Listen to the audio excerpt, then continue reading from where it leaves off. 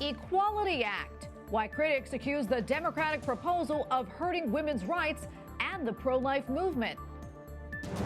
50 million shots. How the Biden administration is marking a new U.S. milestone. Virus variants. Coronavirus concerns grow even as a new vaccine nears approval. And photos from Mars. A closer look at the red planet. On EWTN News Nightly for Thursday, February 25th, 2021.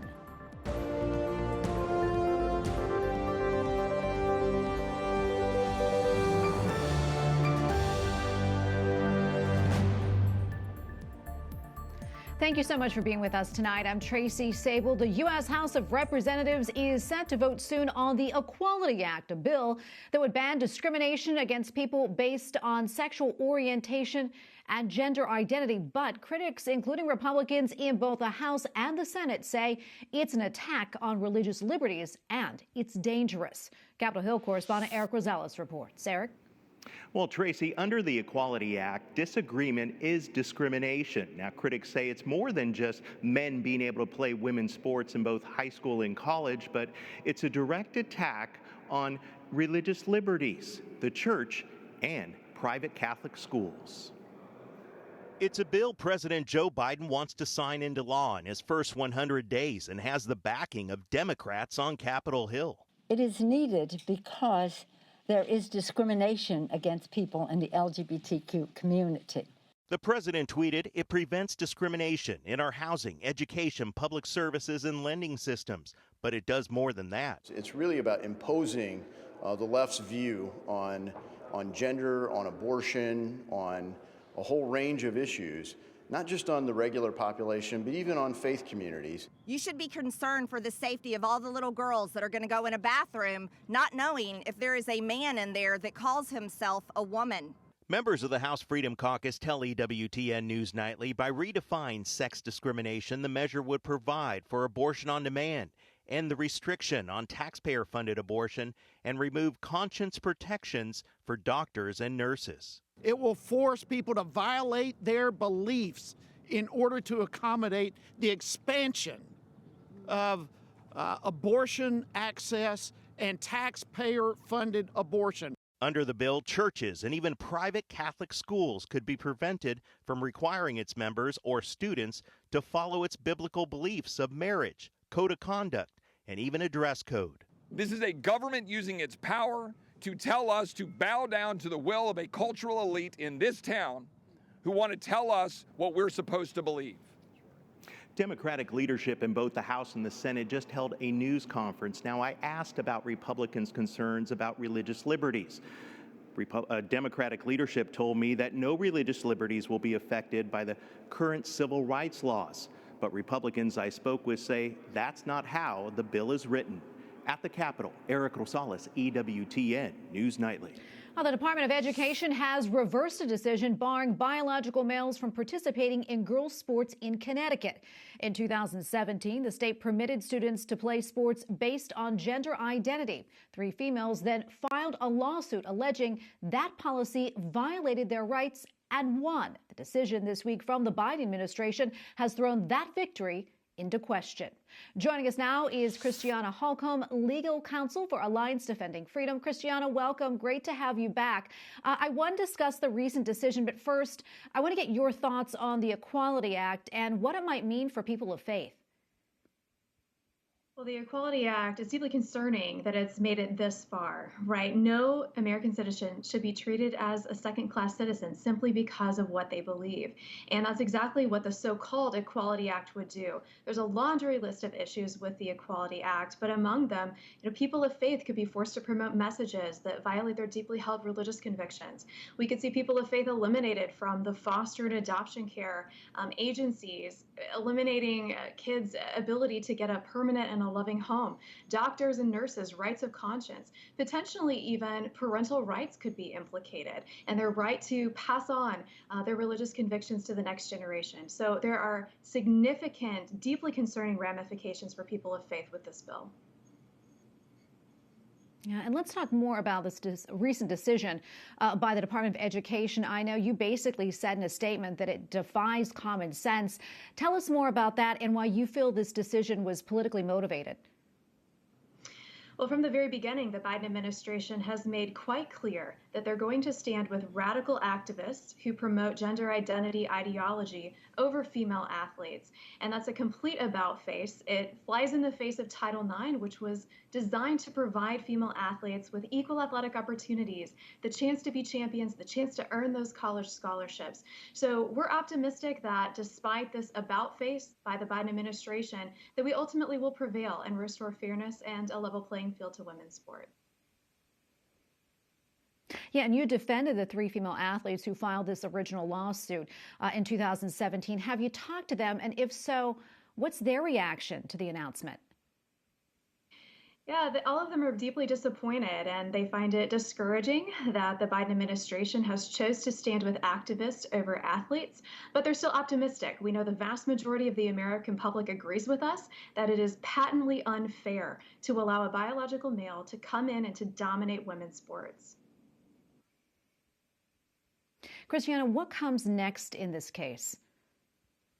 Well, actually, tomorrow we have a court hearing on a motion to dismiss, and Alliance Defending Freedom attorneys look forward to presenting our arguments to the court and our analysis of why, again, it is a violation of Title IX to allow a biological male to take away opportunities that have specifically been assigned for generations of female athletes. And wondering, for those who might be watching, wondering what they can do. What can they do? Well, it's time for Americans to stand up and to speak up. Everyone you need to make your voice heard, right? So use your platform, communicate with those who are governing our athletic associations, your state lawmakers, contact Congress. Let the Biden administration know that we will not stand for the destruction of women's sports in our country. We want to ensure that we have a future where young female athletes have the opportunity to compete in the sports that they love. Well, Christiana, thank you so much for your time. We really appreciate it. Christiana Holcomb, legal counsel for the Alliance Defending Freedom. Thank you again. My pleasure. President Joe Biden's pick to be health secretary claims that he has never, quote, sued any nuns. Javier Becerra made the remarks yesterday before members of the Senate Finance Committee. Currently, the Attorney General of California, he has not directly filed lawsuits against Catholic nuns, but 2 orders of religious sisters have claimed religious freedom violations from government mandates supported by the HHS nominee. President Joe Biden marked a new milestone today in the fight against coronavirus. He says 50 million vaccine doses have been put in American arms since he took office. And Vice President Kamala Harris visited a pharmacy trying to increase confidence in the shots. White House correspondent Owen Jensen reports. Owen? Tracy, good evening to you. In his remarks today, President Joe Biden urged Americans to keep wearing their masks and said now is not the time to relax. He warned that while COVID cases are down, they could go up, and he emphasized that vaccines are safe and effective. And this administration will follow the science to deliver more breakthroughs. As the nation races to get shots in arms at the White House, President Joe Biden commemorates the 50 millionth shot administered. The more people get vaccinated, the faster we're going to beat this pandemic. Earlier in the day, Vice President Kamala Harris stopped by a grocery store pharmacy in Washington, D.C., where people have been getting their shots. Good morning. Good morning. Good morning. Good morning, doctor. The government has been sending COVID-19 vaccines to pharmacies, and this morning the Vice President raised this concern. So let's talk a little bit about vaccine hesitancy as compared to vaccine access. Because there have been many theories about populations that are experiencing vaccine hesitancy for legitimate reasons that are based on historical experiences that we should never forget. The Vice President was told of the critical role faith leaders play. Talking to church leadership, talking with pastors, and ultimately addressing a lot of the vaccine hesitancy issues. But for people that can't come into the stores to get their vaccine, we're going to them. And while one woman, 69-year-old Brenda Thompson, rolled up her sleeve, the Vice President shared her own vaccine experience. The first day that I got the shot, I felt fine. The next day, I realized I needed to take it a little slow. And then the day after, it was like nothing ever happened, but I knew I was vaccinated, right? White House Press Secretary Jen Psaki told reporters today, now is not the time to let our guards down. Now tomorrow, the president heads to Texas where he'll get an up-close look at how things are going after that terrible winter storm. He'll spend most of the day with the governor of that state. And by the way, President Biden also approved a disaster declaration for the state of Oklahoma. At the White House, Owen Jensen, EWTN News Nightly. A new vaccine could soon be available to Americans. According to U.S. regulators, the Johnson & Johnson single-dose vaccine offers strong protection against COVID-19, but pro-life groups say it raises ethical concerns. Correspondent Mark Irons reports. Mark? Tracy, the Food and Drug Administration's scientists confirmed the Johnson & Johnson vaccine is nearly 70% effective at preventing moderate to severe COVID-19 and about 85% effective against the most serious illness. But pro-life groups say if you're going to get vaccinated, consider other options. There are significant ethical concerns, and it relates to how they produce this vaccine. Dr. David Prentice, the vice president and research director at the Charlotte Lozier Institute, says abortion-derived cell lines were used to produce the Johnson & Johnson vaccine. Dr. Prentice says if you're getting vaccinated in the U.S., it's better to go with Pfizer or Moderna. Following the guidelines that the Vatican and the Bishops' Conference have put out, those ought to be the vaccines that we go to first. Following final approval, the Johnson & Johnson vaccine could soon be made available to the public. We will have 20 million doses of the vaccine to be made available by the end of March, and we're prepared to ship immediately. Meanwhile, two separate research teams say they've found a new coronavirus variant in New York City and elsewhere in the Northeast U.S. I need the public to understand that you're going to hear almost every day about a new variant somewhere in the United States because we're looking for them. Pfizer is testing if a third dose of its COVID-19 vaccine helps protect against new coronavirus variants. And the massive effort to get more people across the country vaccinated continues. The U.S. military is getting involved, delivering shots and staffing vaccination centers in several states. Yesterday, U.S. Defense Secretary Lloyd Austin visited a site in Los Angeles. We're in the business of protecting Americans and saving lives, and they feel really good about what they've been doing. Regarding vaccines and those COVID-19 variants, Dr. Anthony Fauci says the predominant COVID variant here in the U.S. originated in Britain, and he says U.S. vaccines can clearly take care of that particular strain. In the studio, Mark Irons, EWTN News Nightly. Coming up, pro-life push, how Poland is defending its position to critics in the European Union. And case in court. Rome correspondent Colin Flynn explains the issue at the center of the new Vatican trial.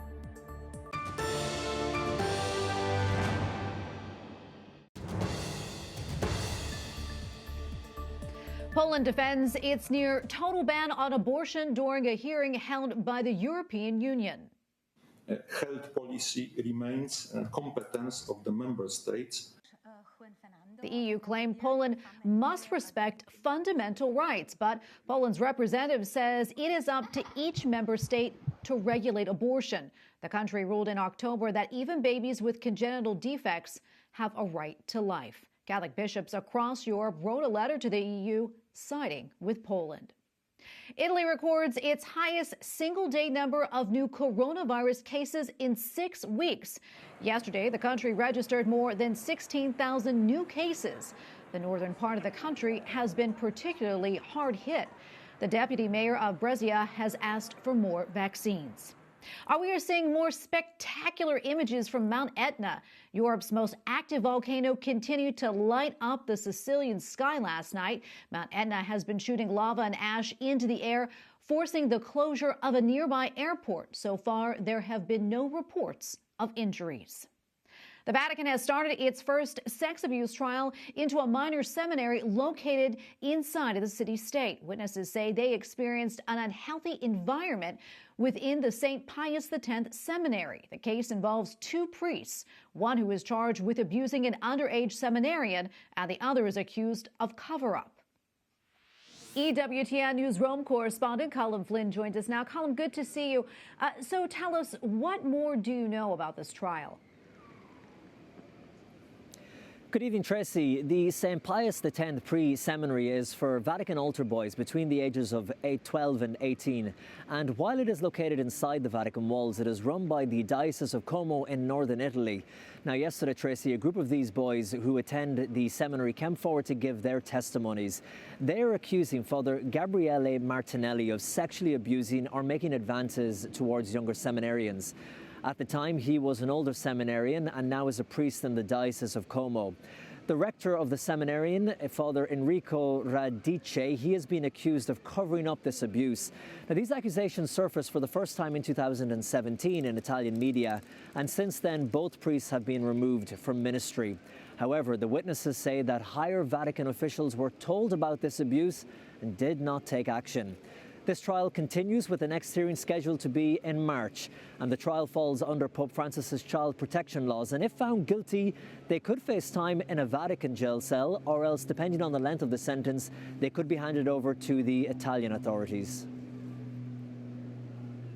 Colin, I also understand, making news today there in Italy, the funeral for an Italian ambassador and his bodyguard who were killed earlier this week. What can you tell us about that?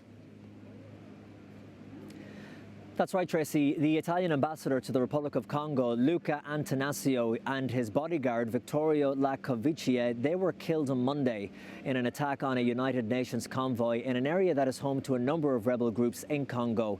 Now, the ambush took place while the convoy was traveling to visit a World Food Programme school feeding project. And today, Italy held a state funeral at the Basilica of St. Mary of the Angels in the heart of Rome. The Pope's vicar for Rome, Cardinal Angelo De Donatis, he presided over the funeral, and Italy's new Prime Minister, Mario Draghi, was also present, along with top lawmakers and representatives of the armed forces. Italy has formally asked the UN for an inquiry into the security, questioning their effectiveness. And what about the Vatican? Has the Vatican made a statement on this attack?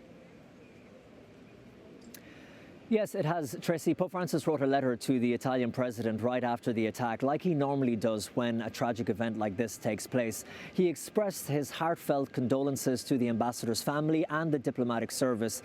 The Holy Father also recognized his Christian faith and dedication to building harmonious relationships in the heart of the African country. He closed his letter writing, "None of the good accomplished is lost in his hands, even more so when it is confirmed through suffering and through sacrifice." Tracy? Okay, thank you so much, Colin. Colin Flynn, EWTN Newsroom correspondent. Thanks again. Thank you, Tracy. Up next, Dirty Dozen, why you may want to avoid some online sites. And out of this world, new photographs reveal God's glory millions of miles away.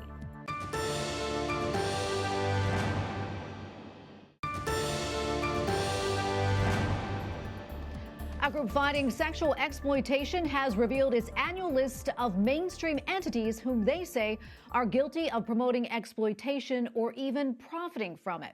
The National Center on Sexual Exploitation's Dirty Dozen list for 2021 includes Amazon, Netflix, the state of Nevada, and Twitter. Every year since 2013, the NCOSC has asked the public to contact 12 companies and ask them to change their policies to ones that promote human dignity.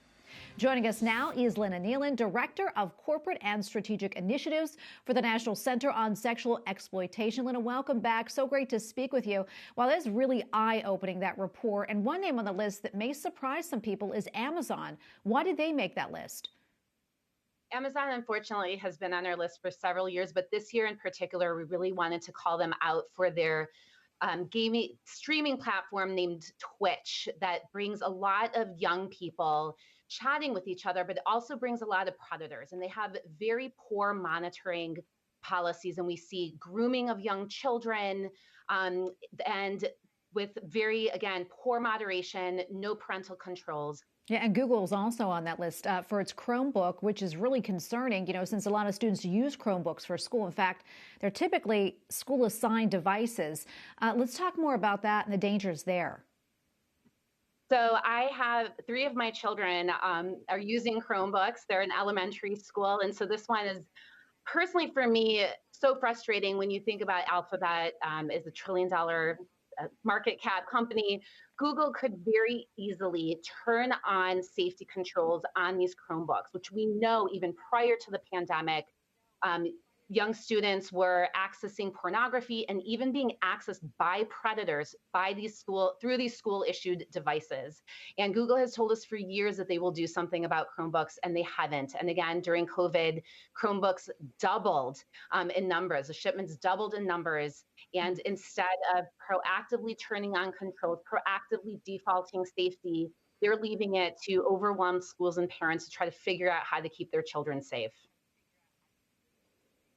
Yeah, it's scary, scary stuff. What else jumps out at you from this year's Dirty Dozen? Were there any surprises?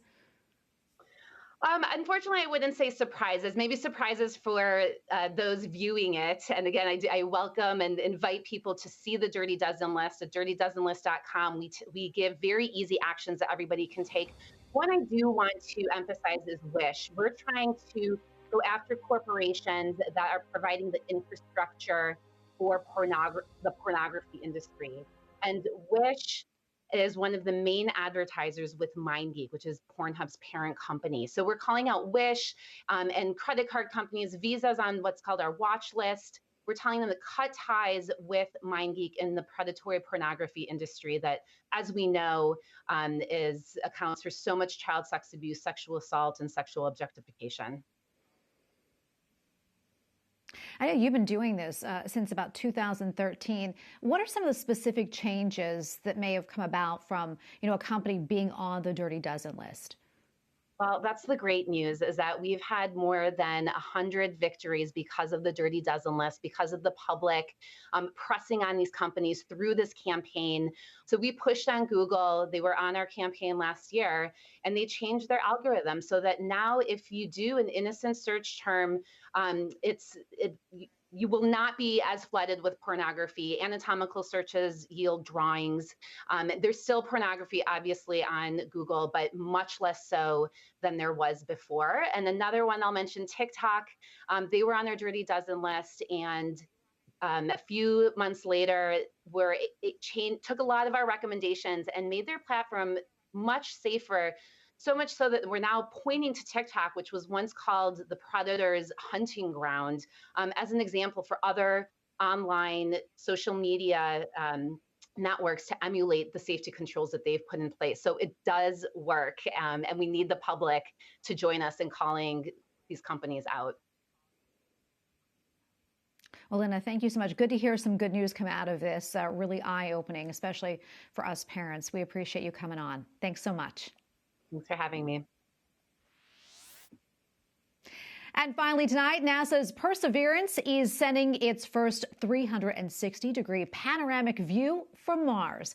It is the first high-definition image taken by the special camera that rotates on the rover's mast. The Perseverance rover landed 1 week ago to search for signs of ancient microscopic life. It will spend the next 2 years exploring the Dry River Delta and drilling into rocks that may hold evidence of life on the red planet. And we thank you for watching tonight. For the entire EWTN News Nightly team, I'm Tracy Sable. Good night and God bless.